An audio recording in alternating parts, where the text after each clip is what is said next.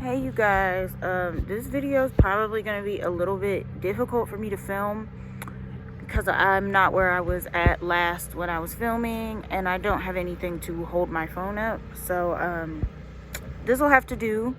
So see,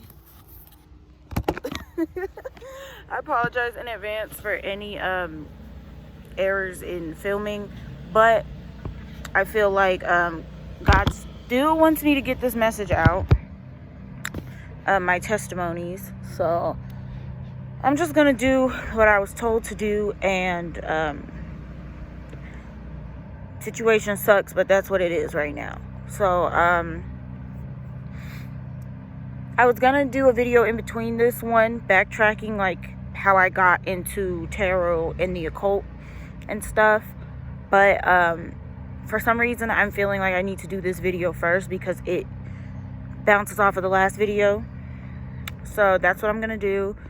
So this is my testimony of how I got saved. I already prayed over this video and everything. Also, I left my clear lip gloss in Texas. I'm not in Texas anymore. So yeah, anyway. And yeah, sorry if, I don't know, I don't want to come off any kind of way, but this is just real, unfiltered, unadulterated.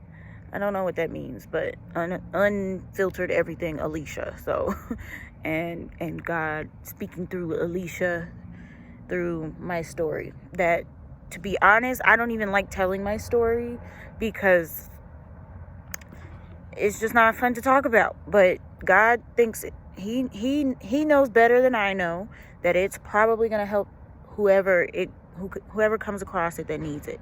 So yeah, I think I said more than I needed to say. So yeah. So I left off in the video, the week-long vision from God, and I also have notes, by the way. This time my notes are behind the screen, so I'm just looking up at them, and yeah. Okay, anyway. Whew.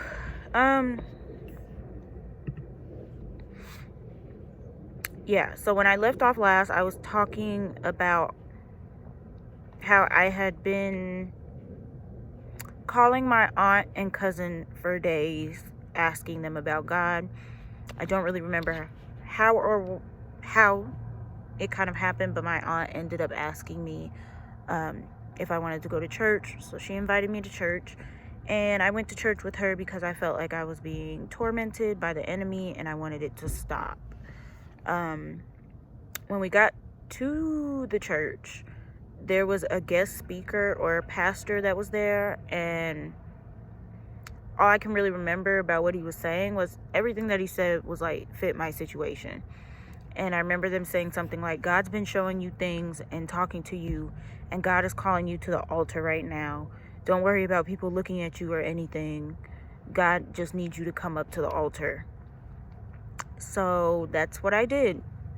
I stood up in a room full of people, and I swear I don't know what it was, but I swear to God it was like dead silent. And I just walked up to the altar. I got up there and I started crying, and I remember my aunt got on the microphone and started telling the people who were in the church, I guess, listening, that about how my mom had died, and how this was around the time of her death the year before, and how, just telling them kind of like my story. So I was escorted into a back room in the church, and I had some women that were around me, and they were comforting me. I apologize if you guys can hear wind. I don't know if there's like, I can't tell if it's loud, probably because I have headphones in, but whatever. So yeah, they started talking about, she was talking about how my mom had died, and this was around the time of her death the year before, and she was just telling them my story. And I was way ahead. Okay. They escorted me into a back room in the church, and I had a bunch of women around me comforting me, and one of the ladies in particular came up to me and told me, it's okay, the baby is going to be okay. And I hadn't even told anybody about it besides my fiance. And he wasn't stepping his foot inside nobody's church. So I knew for sure that it was God who was speaking through that woman. And I ended up giving my life to Jesus Christ that day. Afterwards, I remember my aunt saying that being a baby Christian is hard. And she was telling me that I was going to go through it for a little bit.